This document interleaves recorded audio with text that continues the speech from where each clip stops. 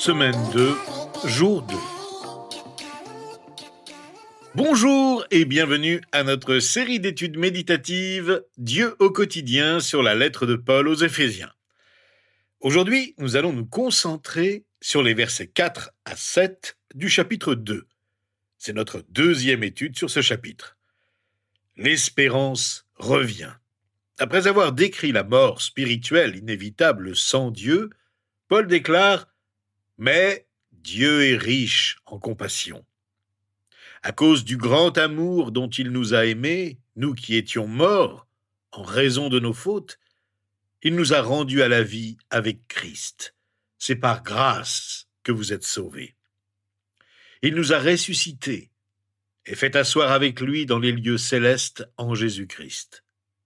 Il a fait cela afin de montrer dans les temps à venir l'infinie richesse de sa grâce, par la bonté qu'il a manifestée envers nous en Jésus-Christ.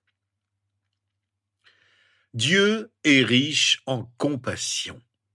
Cette phrase, fort bienvenue, introduit la distinction établie par Paul entre la vie des croyants, y compris les chrétiens avant leur conversion, et celle des croyants nés de nouveau en Christ. La différence entre ces deux groupes réside en Dieu et non en nous. Paul ne dit pas « mais ensuite nous avons fait », il fait uniquement référence à la puissance de Dieu.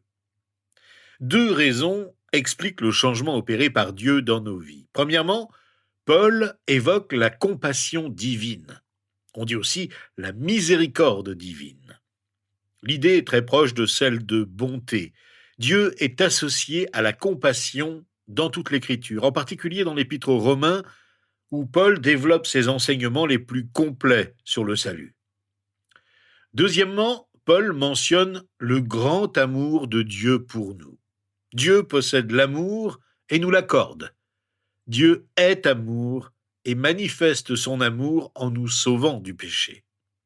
La différence entre notre condition d'incroyant et celle de croyant sauvé ne repose manifestement pas sur nos efforts, nous le verrons demain, mais sur la compassion et l'amour de Dieu dans nos vies. Sans lui, nous ne pouvons rien faire, pas même exprimer la foi nécessaire pour accepter son don du salut. Jésus lui-même nous le dit, comme nous le lisons dans l'Évangile selon Jean, au chapitre 15, verset 5. « Sans moi, vous ne pouvez rien faire. » Avec les mots « mais » et « à cause de », Paul explique pourquoi Dieu réconcilie les croyants avec lui. Et ces raisons se trouvent entièrement en Dieu. Il s'agit de sa grande compassion et de son immense amour qu'il déploie sur nous.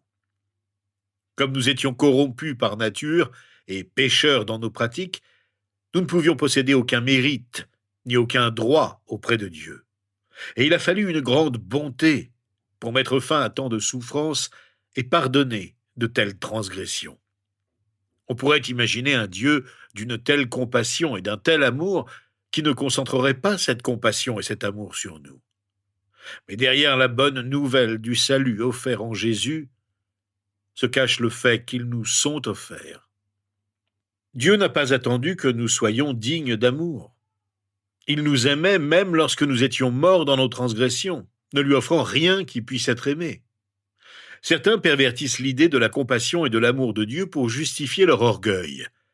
Ils s'imaginent que Dieu nous aime parce que nous sommes aimables. Or, l'amour de Dieu est si grand qu'il s'étend même aux plus détestables, aux enfants de la colère mentionnés au verset précédent. Toute raison de la compassion et de l'amour de Dieu se trouve en lui et en lui seul. Nous ne lui donnons aucune raison de nous aimer, et pourtant, dans la grandeur de son amour, il nous aime, malgré tout de cet amour immense.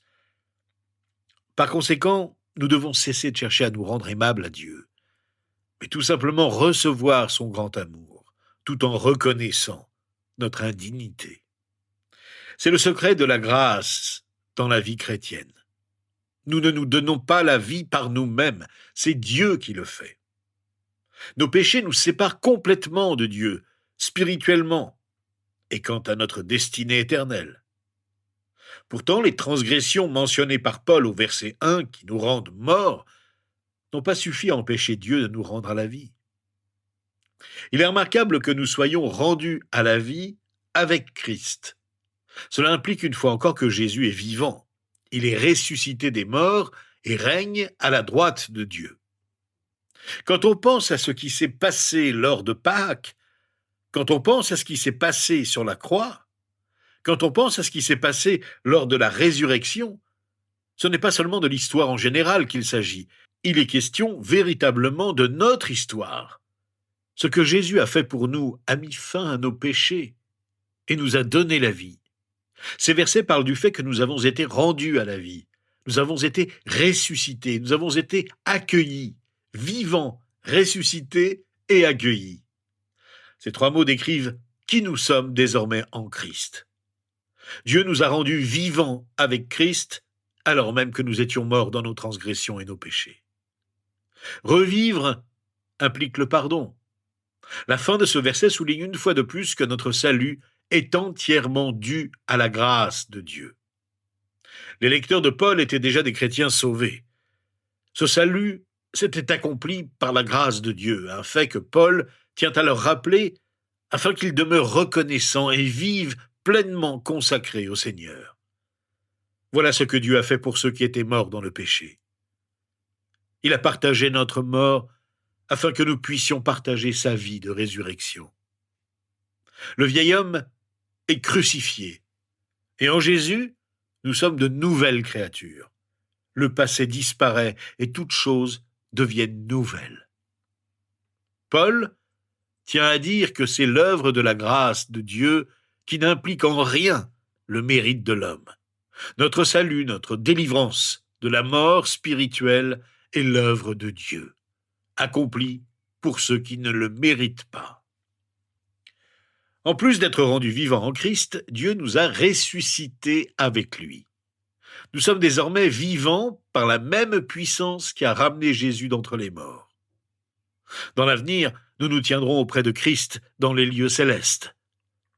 Fait intéressant, Paul parle de cela comme si c'était déjà arrivé. Il considère que ce n'est qu'une question de temps. Il avait la ferme conviction que ceux qui ont véritablement cru en Christ pouvaient espérer l'éternité avec le Seigneur. Paul enseigne ailleurs que rien ne peut nous séparer de l'amour de Dieu manifesté en Jésus-Christ, et l'apôtre Jean, dans sa première lettre au chapitre 5, ajoute que Dieu veut que les croyants sachent qu'ils aient la certitude qu'ils ont la vie éternelle. L'idée des lieux célestes n'est mentionnée que dans l'épître aux Éphésiens. Paul y fait déjà référence au premier chapitre. Au chapitre 3, verset 10, nous verrons qu'il parle de la sagesse de Dieu désormais révélée à ceux qui sont dans les lieux célestes. Et au chapitre 6, verset 12, Paul évoque notre combat contre les forces spirituelles du mal dans les lieux célestes. Cette expression désigne bien plus que le seul ciel. Elle englobe le monde spirituel tout entier, au-delà du monde physique connu. Voici la position actuelle du chrétien. Nous avons une nouvelle demeure, un nouveau champ d'existence. Nous ne sommes plus de ceux qui habitent sur la terre, mais notre citoyenneté est dans les cieux. Paul le dit clairement aussi dans sa lettre aux Philippiens au chapitre 3, verset 20. Notre droit de cité est dans le ciel, d'où nous attendons aussi comme sauveur le Seigneur Jésus-Christ. Nous ne siégeons pas encore dans les lieux célestes avec Jésus-Christ. Nous siégeons plutôt dans les lieux célestes en Jésus-Christ. Puisque notre vie et notre identité sont en Christ, comme il siège dans les lieux célestes, nous y siégeons aussi. Grâce à lui, nous avons droit au royaume de Dieu. Nous anticipons cette gloire et nous sommes infiniment heureux de posséder ce salut et d'être en communion avec Jésus-Christ. Paul passe du passé au présent, puis à l'avenir, comme nous le lisons au verset 7 de notre chapitre. Il a fait cela afin de montrer dans les temps à venir l'infinie richesse de sa grâce, par la bonté qu'il a manifestée envers nous en Jésus-Christ. Un jour, Dieu révélera toute la puissance et la gloire de sa grâce. Au chapitre 1, verset 19, Paul évoquait l'incommensurable grandeur de la puissance de Dieu envers ceux qui croient. Il parle maintenant de l'infinie richesse de sa grâce à venir. La grandeur de Dieu dépasse clairement toute mesure humaine, tant dans ce que nous recevons aujourd'hui que dans ce qu'il nous a promis pour l'avenir. La grâce de Dieu est à nouveau présentée comme une bénédiction liée à sa bonté. Cette bonté a pour but de nous conduire à la repentance.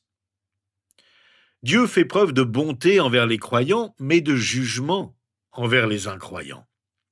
La bonté doit également se manifester dans la vie des croyants qui cherchent à suivre le Seigneur. Paul le rappelle dans plusieurs de ses lettres. Dans sa lettre à Tite, au chapitre 3, verset 4, il dit que « Lorsque la bonté de Dieu notre Sauveur et son amour pour les hommes ont été révélés, il nous a sauvés. » La grâce est un geste de bonté de Dieu envers ceux qui croient. Cette œuvre accomplie en nous reflète infiniment plus la gloire de Dieu que notre propre gloire. Et Dieu utilisera son œuvre dans l'Église pour manifester sa gloire à travers les âges. Charles Spurgeon disait « Sa grâce est infinie et même bien plus. Le Seigneur possède toute la grâce dont l'univers entier a besoin et bien plus encore. Elle déborde. Aucune demande ne saurait l'appauvrir ni même diminuer son immense compassion. Il restera toujours une source inestimable de compassion, aussi pleine qu'au moment où il commença à bénir les hommes. » Une façon de percevoir la grandeur de la grâce de Dieu est de voir comment il supplie l'humanité de la recevoir. Lorsque nous offrons un cadeau à quelqu'un et qu'il le refuse, nous avons tendance à accepter son refus et à le laisser tranquille. Dieu n'agit pas ainsi avec nous. Même lorsque nous refusons sa bonté, il puise dans son immense réserve de grâce et persiste auprès de nous, nous demandant d'accepter ce don gratuit. Nos vies ont un but précis aujourd'hui. Dieu nous conduit vers l'éternité. Voilà qui doit nous permettre de faire face aux frustrations, aux défauts et aux échecs que nous affrontons chaque jour. Dieu a fait tout cela afin que dans les siècles à venir, il puisse nous montrer la bonté de sa grâce pour l'éternité. Quelle belle perspective pour nos vies qui sont bien plus que la naissance, une courte existence sur terre puis la mort. Voilà ce que Dieu nous promet dans sa grâce, la vie sans fin en sa présence. Remercions donc notre Seigneur pour sa grâce surabondante. Notre Dieu et notre Père, comment ne pas te remercier pour ta grâce, ce geste si bienveillant envers nous qui croyons en toi. Si nous croyons, c'est parce que c'est toi qui nous as conduits à la foi et qui a permis que nous puissions saisir ta grâce infinie. C'est donc humblement que nous nous approchons de toi et que nous voulons prendre ta main, toi qui veux saisir la nôtre. Ne nous lâche pas, Seigneur, quand nous nous relâchons. Ne t'éloigne pas de nous lorsque nous nous écartons de tes voies. Ô notre Dieu, nous nous approchons de toi dans la reconnaissance et voulons vivre à jamais en ta présence. C'est au nom de Jésus que nous te louons, t'adorons et t'implorons. Amen.